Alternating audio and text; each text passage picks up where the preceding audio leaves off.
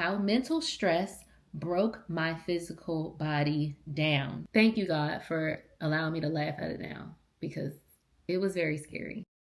Hey y'all, welcome back to the vlog. I am Patrice Camo, a busy working mother of 3. I'm also married and I live a life that is very hectic, but through all the hecticness of my life, I try to put myself first. I try to help others put themselves first. So if you are here for the first time, welcome, welcome, welcome. If you are back, it's so good to see you. Now, I know I haven't been releasing videos every week like I was before, but that's because things are busy, but I'm here. And I honestly just want to come on YouTube when I got something to say. And now I have something to say. This conversation, this video is truly going to be about how mental stress broke my physical body down. That there are so many people, primarily mothers, women, who are experiencing the stress, the weight of carrying it all, and it is manifesting through their bodies in ways that they can't explain, or for whatever reason they're not able to connect it to the stress. But that mental stress, the mental load, is truly breaking them down, breaking her down. And I'm going to share my true life story that happened this summer, 2025. Well, actually it started around 2023. Here we are. I think I'm not quite on the other side of it. I'm still going through some things, but I recently shared it on my Instagram page and I've been getting a ton of feedback from my sisters who have been dealing with very similar things. No, they had never shared any of it with me. Some of my good girlfriends who I talk to regularly had never told me this part of their story, but when I put it on Instagram, you know, the floodgates open, and I'm so thankful for that. So I definitely link to the post down in the description, but I want to get a little more into it because this isn't going to be something that I just talk about on one Instagram post. We got to talk about this more. And this is truly why I exist. I think God put me on this earth to help mothers and help people truly understand that they matter first. If you are not taking care of yourself, you cannot take care of anybody else. And we hear that all the time. When you're on an airplane, they're like, put your air mask on before you save somebody else's. But truly, in reality, how many of us are doing that? And that is something that I am committed to. And I try to do it in my everyday life, but sometimes life gets away from us. Sometimes life gets crazy and you forget about yourself because you're doing all the other things. Everything that I experienced starting in June of 2025, we are now in October 2025, but I'm gonna take you on a little journey.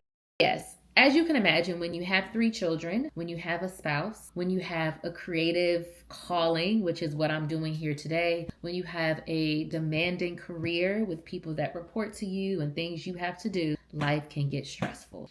And once I turned 40, I really decided that I was going to lock into putting me first. I went through a bout of depression before turning 40. And once I got over that hump, I really said to myself, oh, baby girl, you got to take care of you. And so all of 2024, after I closed some businesses and stopped the podcast, I did away with a lot of the things that were bringing stress into my life. And I just focused on me and what brought me peace, what brought me sanity. And that included things like working out. That included things like being by myself intentionally.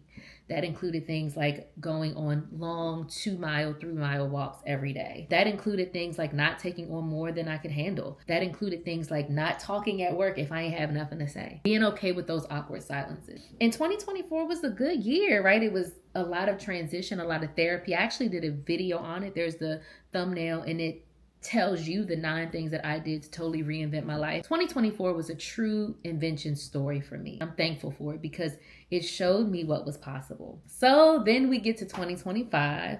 And 2025 was definitely a continuation of the great things that I had done for myself, the work that I did within myself last year. But it also came with a lot of life transitions, a lot of happy times, a little bit of chaos, a lot of moving parts. It all started in June. Actually, you know what? I'm gonna go back to 2023. That bout of depression before I turned 40 was dealing with me being afraid of turning 40. It was dealing with some work stress. It was dealing with me not being happy with my body. I turned 40 in December of 2023, and then in January of 2024, I realized that I had these major bald spots in my hair. Losing clumps of hair. And my hair was this short. So I actually cut my hair before I found out about the bald spots. I go to the dermatologist and they tell me that I have alopecia. that happened a month after I turned 40. So I'm like, okay, you turn 40, your body breaks down, you lose your hair. Whoop-de freaking do.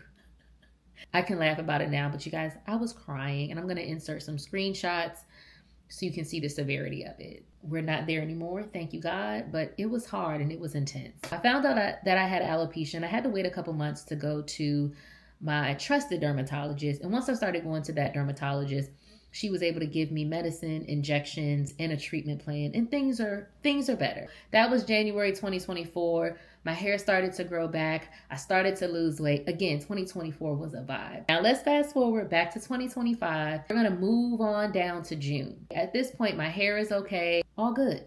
All good. I colored it a couple times, but everything was all right. The beginning of the summer, my son, my oldest son, again, I have 3 kids, he graduated from high school. And this was a monumental, happy occasion for everybody. But it was also filled with stress because we were doing a lot of different things, a lot of moving parts, a lot of money spent. And I'm so thankful for my husband, who is truly a partner. When we do the big family things, we do the big family things and we plan it together, but it's still stressful. So my son went to prom. That was the first day of the stress because I remember going all around, making sure I had everything for the house, making sure we had all the things so that his prom could be perfect. And it was. He looked gorgeous, him and his date.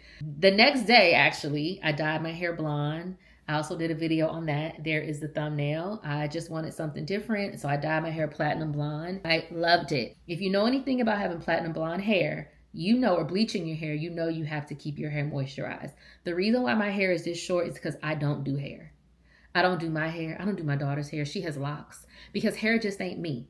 I don't want to spend any time doing my hair. That's not really good if you have platinum blonde hair. Put a pin in that because we're going to come back to it. He had his prom. Then I dyed my hair on a Wednesday. Then he had a graduation service. Not the actual graduation, but a related service on that Friday. And then the next day was graduation. We rented a Sprinter van. I purposely went for a walk that morning because I wanted to be able to regulate my body and to just sweat and calm down. So I went on a walk, right? Because I know self-care. I know the things I need to do to take care of myself. I talk a lot about this on my YouTube and on my Instagram and my email because I do live this life, y'all. I've learned it from trial and error. Go on the walk before graduation, come home, everybody's clothes are already picked out. I know what I'm wearing, the family's ready. We tell my parents and my in-laws to arrive 2 hours before they're here. We got food. It's a vibe, okay? It's a beautiful day. He graduates. I'm crying. It's lovely. Then go out to a lovely dinner with the family. And while we are at that dinner, his girlfriend comes with us, mind you. While we're at that dinner, I say to my son, hey, you're not going on the beach trip? Because a couple days prior, I found out that a lot of the seniors were going to the Outer Banks for senior week. And he wasn't thinking about it. I remember asking him before and he was like, no, I'm not going. I ain't tripping off of that. But when I asked him at that graduation dinner, and I'm just asking him also, okay, why you not going? Not thinking it's actually going to put the wheels in motion. But it absolutely put the wheels in motion because we found out that his lady friend was also going. He then texted his homeboys that day at the dinner table and they put it all together. I then get a text from one of his friend's moms who I'm really close with. We're cool. And she's like, are we going to make this happen? And I'm like, I guess we have to. So then we have to come up with about $850 to pay for this thing on the spot because they're actually leaving within 24 hours. Insert stress. Okay? I'm the one that brought it up. Get his little wheels turning. He puts the play together. Then we got to pay for it. Me and my husband are like, are we going to let him do this? Are we going to let him drive 6 hours? No adult supervision, renting a house. Mind you, him and all his friends are 18, which actually makes it even more scary. And we say yes. He graduated. He's a good kid. Let him experience this. And then we spend the next Sunday, right? This is a Saturday of the graduation. Sunday is when we got to pull everything together, right? He got to pack. He got to make sure he got everything. We got to make sure we lock in the house because they're leaving Monday morning. Monday morning is also when my 6-year-old graduated from kindergarten.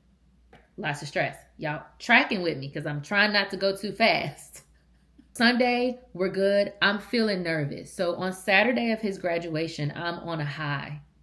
I am like, my baby done did it. I felt good. We ate good. We celebrated. Then Sunday rolls around and I'm nervous. Okay, did we just do this? Then I decided to Google high school kids graduation week Outer Banks. And I see that the city of Outer Banks, North Carolina actually banned graduation activities because years prior, the kids would go down there and act a goddamn fool, which did not surprise me at all. It was a lot of kids of this color. My son graduated from a predominantly white school. Nervous on so many levels. Then Sunday night comes. I'm sitting in the bed. He's ready to go. You know, it's a regular Sunday.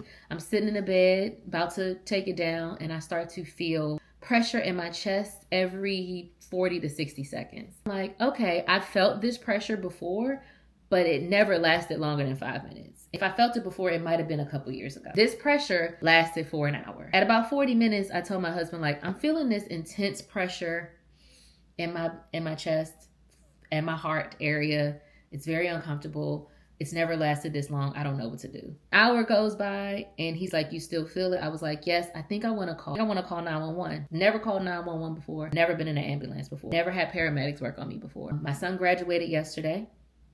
I also have a 6 and an 8-year-old sleeping in the bed. We call the ambulance. Then the ambulance comes to my house and they pick me up at like 11 o'clock at night. And I ride in the ambulance to the emergency room because I think I'm having a heart attack at this point. I'm like, well, at least I got to see my son graduate. That's what I said to myself. I go to the emergency room and they put the heart monitors on me. I do an EKG and they say everything looks okay. Everything looks fine, but we want to have you go to a cardiologist to have him look at it, to have him or her look at it to get the true, see what's really going on. There was another reason why I was concerned because I had a doctor tell me that there were some other things happening there. Everything's fine. I'm alive. It's cool. Doctors at the emergency room sent me home. I was okay. The next day, I had to put the cardiologist appointment on hold because my 6-year-old was graduating from kindergarten. We had to get him ready. We had to celebrate, be there for him. Literally, he was graduating the same time that my oldest was leaving to go to the Outer Banks. Happy things happening, but stress. So I'm sitting, kindergartner's graduation, texting my son, just making sure he's good, telling him to pull up. He can get there quickly so you can see your little brother graduate. Making sure that people didn't show up yet to his friends to pick him up. Everything worked out. Baby boy got to graduate. Then I came home to send off our oldest. Before they left though, I didn't cry in front of them. I made them stand in the foyer of our home and we held hands and I prayed. I prayed loud. I prayed long because I wanted them to know that God got them and I'm praying for them. I walked them to the door, walked back in the house. 1, 2, 3, 4 steps from the front door. I fell to my knees and cried. A wailing cry. Oh, Lord. Like truly. Praying that God kept my baby and those young men and everybody else that was going down there safe. I never cried like this for my child before. I never cried like this for anybody before. On my knees, crying and just praying and begging God to keep them safe. I can see my son's location, so every couple hours I'm checking his location. They made it safely. They actually had a really good trip. They came home unscathed. There were no phone calls, no craziness. If he did anything crazy, I didn't find out about it, and he lived to tell the story to somebody, not to me. And he was there for a week. That week, I was able to make a cardiology appointment. Also happening that week, my daughter, who's the middle child, she was going to visit another school, doing an on-site visit. So that took me out of my normal routine. I wasn't able to go to the gym because I had to drive 30 minutes to and from to get her to this special school. So that was happening that week. And then also I made the cardiology appointment. He ran tests and he said, you look fine, but I want to monitor your heart for a week. And I knew that I had a spa day coming up. And I was like, well, I can't wear this heart monitor while I'm getting my massage, while I'm in the sauna, while I'm in a jacuzzi. So can we wait? They agreed to allow me to come back the following Wednesday to have this heart monitor put in. Saturday graduation, Sunday prepping for the trip, Monday leaving for the trip, and my baby graduating. Tuesday was my daughter going to this new site visit for this school, taking me out of my normal routine, taking me out of the gym. Wednesday, cardiology appointment. Fast forward Thursday, fast forward Friday, fast forward Saturday. Saturday, June 14th. I wake up and I notice that I'm breaking out in hives. Let me give you a little history on my story with hives. I remember in the 5th grade, I broke out in hives one time, and I remembered having pineapples for lunch. Me, being the 10-year-old doctor that I thought I was, said, oh man, I'm allergic to pineapples. I guess I got a Benadryl. I don't know what happened after that, but the hives went away. And you guys, I never had pineapples for the rest of my life. For the rest of my life. If you love pineapples like I do now, then you know that that's wild. I broke out in these hives in the 5th grade thinking it was pineapples, never had pineapples again. And then it would happen every now and then. But just last year, because my kids eat so much fruit, I was like, let me try a pineapple. I had a pineapple, nothing happened to me, and I was fine. And I love pineapples now. Fasting forward to June 4, 2025, and I'm breaking out in these hives and they're itchy. And when this happened to me twice or 3 times in my life, I always knew to go get a Benadryl, take the Benadryl. It'll make me sleepy, but it'll make the hives go away. So that's what I did. I got the kids in the car. We went to CVS. We got the Benadryl. I took the Benadryl. The hives went away. I thought that was going to be the last of it. It wasn't. The hives continued every day. And they have been continuing. What are we on? October. I'm recording this on October 7, 2025. I have been breaking out in hives every day or every other day since June 14th. Put a pin in that one. I'm breaking out on a Saturday. On that Sunday. Monday night it happens. Okay. And this is the day before I'm supposed to go to the spa. And my husband was out of town. More stress because I'm carrying everything. My kids are on spring break. It's lots of stuff happening. Lots of stuff happening. Not bad stuff, but just stuff. And my body is like, girl, what's going on? Thank you, God, for allowing me to laugh at it now because it was very scary. The Monday before my spa appointment, this was on June 16th, I realized that I am breaking out in my face. My lip is swollen. I put a picture right there. And I actually also talk about it in my spa day, my solo spa day at the Four Seasons video. There's the thumbnail. I show you that I'm swollen. So y'all, I've been telling y'all what's going on in real time. Y'all didn't know how serious it was until this conversation. All good. That night before my spa appointment, my lip is swollen. My eye is swollen. It's itchy when I swallow. Of course, right? You Google. And once your throat starts to swell up, it's serious. Thankfully, didn't go any farther. I took a Benadryl or Zyrtec. I don't remember, child. I get them confused at this point. And I was able to go to sleep. Woke up the next morning, my mouth was still swollen. My eyes were still swollen. But I was able to still at least go to my spa appointment and just have some time to rest. I recorded a video on it. And the hives continued. Spa day was on a Tuesday. Went back to the cardiologist on a Wednesday. And I was given a heart monitor. So a heart monitor has to stay on you 24/7. It's sticky. They stick it to you. And it is tracking the movements of your heart. When you take a shower, you got to try not to get it wet. No pool. Like, you got to try to keep this thing dry. I did that for a week. I got that on a Wednesday. My son's big graduation cookout was on that Saturday. More stress, more money, family coming in. Great time. And we had such a good time. But these are all places and opportunities where my stress levels are going crazy. We had the cookout and I wore a shirt that kind of covered it, but before I put my actual outfit on, I had this monitor on. People were like, what is wrong with you? What's going on? Why you got that thing on your heart? I had to tell them the whole story. They're coming to me. They're asking me, why do you have this heart monitor on? Are you okay? Is everything okay? And I'm just like, yes, I just went to the cardiologist. They just want to, keep up, see if everything's okay with my heart. Tried to play it low key because I didn't want them stressing out either. Wonderful celebration for my son's graduation cookout. The following week, it was time to go back to the cardiologist, did all the tests I needed to, and had the heart monitor removed. Found out that there's really nothing wrong with my heart. I'm okay. It was an anxiety attack. Literally an anxiety attack that I had the night before my son went on his senior trip. And that kind of sent my whole body down a spiral, I feel like. I was happy to know that my heart was okay. I was happy to know that I wasn't having a heart attack. I was happy to know that I was going to still be here, God willing, for a little bit longer. That woke me up like, girl, it's too much. It's too much. Thankfully, we were able to check that off the list. My heart's fine. It was an anxiety attack. We're going to move forward. And thankfully, I also haven't had any since. Whoop, whoop. I'm regulating myself here. The hives still persist. And at this point, I'm also noticing that my hair, my beautiful blonde hair, is starting to fall out. This actually happened in between the time of his graduation and my cardiology appointment. Me and my husband went to a hotel just to get away. And I woke up and I was seeing all the blonde hair on my dark shirt that I wore to go to bed, and I was like, oh crap, my hair is falling out. Because, as I said before, when you dye your hair platinum, you have to keep it moisturized. I wasn't keeping it moisturized. I wasn't thinking about my hair as I was dealing with all these other things that were happening in my life to my body. So I then my hair started to fall out. The blonde hair was here, but here it was bald. It kind of looked like George Jefferson a little bit, if I'm not. All you could do was make jokes out of this stuff now, y'all, for real. I remember sitting in the basement with my husband and just falling into his arms crying because it was a Sunday evening. This might have been like June 22nd, June 29th, something like that. I was itching from breaking out. My hair was falling out. And I was just like, oh, my body is falling apart. And I didn't know what to do. And I cried and cried and cried.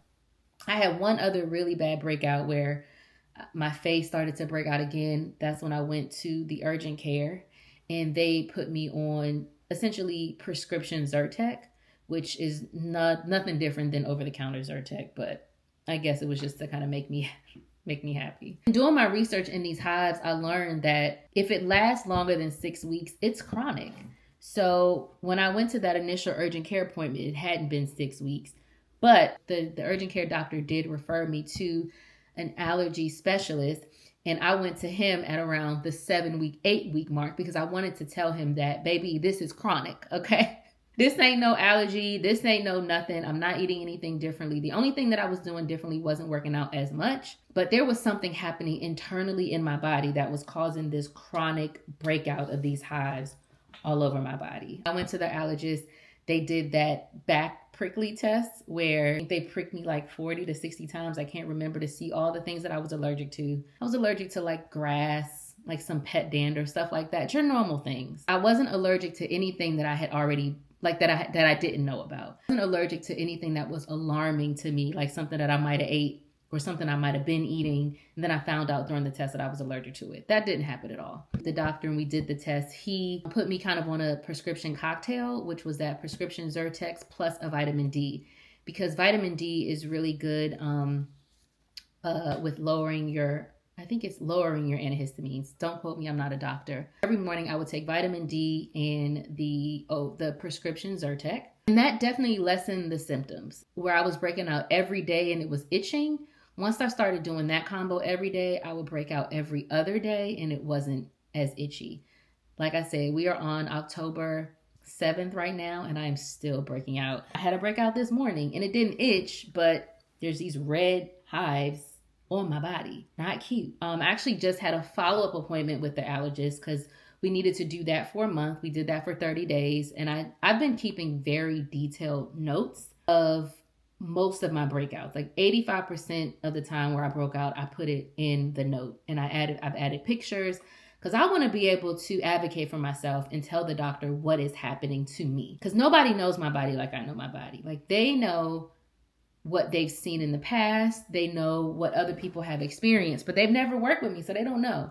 So I got to be able to advocate for myself. So I kept very detailed notes. And when I just went back last week for my follow-up appointment, they agreed, it's still happening even with this prescription cocktail. They sent me to get lab work done. So I actually need to go to have my blood drawn so they can then see what's happening there. They don't want to put me on steroids, which I don't really want steroids. I believe that because I am better managing my stress, not seeing the breakouts as often. Yeah, we got to get to the bottom of it. So I'm still in it while I'm talking to y'all. This is not a done deal. It's not a closed case. We still figuring it out, but at least we are getting closer to resolve. Whew. And then I guess the other update is my hair. So I decided to let the blonde grow out. Well, actually, no, I didn't let the blonde grow out. I cut it. I cut my hair super short because I wanted it to be the same length as the part that broke off. Just waking up one Sunday morning before going to church and cutting all the excess off, just again so it looked a little even. And now I'm allowing it to grow back on its own. I want to color my hair so bad because I'm not really feeling the doll color, the doll natural color, but committing to not coloring it. My husband, bless his heart, bought me the Basque and Lather full 6-part system. So I've been using that to keep my hair moisturized. I've been following it to a T, not because of like vanity, but just I want my hair to be healthy. Whether it's this short for this long, right? I just want it to be healthy, and I want to only put natural things and natural products in it. So I think it's been working. My edges, though, those are the things that, like maybe last to go or last to come back. And I had edges last year. I had edges at the beginning of this year. That blonde and me not taking care of it definitely stripped my edges out. I posted on Instagram that my edges are on vacation. Haha. Listen, all you can do is laugh at it. That is how stress absolutely broke my body down. So the things that are happening here will 100% manifest themselves in your physical body. And I challenge you, if you're watching this, to think about what things in your body are going crazy. Where are you feeling the least connected to your body? And think about if you're stressed out about something, if something has been weighing on you that you just can't let go. Think about if there's a conversation that you want to have that you haven't been able to have, or you're afraid to have it, and you're internalizing those feelings, you're internalizing those thoughts. Really think about that. If I were you, I would write it down, because chances are, if you're feeling off physically, it's because something is troubling you, something is weighing on you, something is absolutely stressing you out here, and you don't know how to get it out. It's, again, manifesting in your body. I wasn't able to work out how I normally work out over the summer because, again, I had the heart monitor. My kids' schedule was different. They were on summer break, just life. And thankfully, I was able to still go on my walks. I was still doing the Stairmaster. I'm still eating clean, so I didn't blow up or get super big or anything. I've learned that going to the gym is truly for my mental. And the physical, the way that I look and the six pack and the snatch waist is truly just a byproduct. I go there because it makes me feel good. I go there because it makes me sweat. I go there because it releases endorphins. I go there because it gets the toxins out. Not just going to the gym and training, but going on these 3-mile walks where I can just be peaceful and not have anybody talking to me, or laugh at a podcast, or listen to nature. These are things that I have to incorporate in my life so that I am okay. Because if I don't do them, not only is my body going to go crazy, but I'm going to go crazy on everybody. I'm coming in blast. I don't want to be that person. The other thing to note for women who are older, middle age, right? I'm 41 years old. I'll be 42. I am in the perimenopause stage. I already know that. I'm having night sweats. It's harder to lose weight. Last year, this time, I was at my lowest, 130. That was the goal. I'm doing the same stuff right now, and the weight ain't going nowhere. And it's just, I think it's hormones. But there are hormonal things that are happening in my body that could possibly be making stress manifest itself in a different way that it never did before. So many things to consider and to truly think about.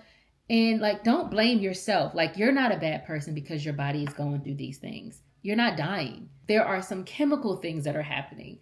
There's some mental things that are happening. And like I said earlier, the only way for it to get out of you is to show up in weird places in your body. I am not a doctor. Again, I am not a mental health practitioner. I am none of those things. I am just a woman who has a lot on her plate, who is trying her best to do her best and to feel her best. I think I want to feel my best more than I want to do my best, because when I feel my best, then I do my best. And I do it all for me. My kids are happier. Our home is better.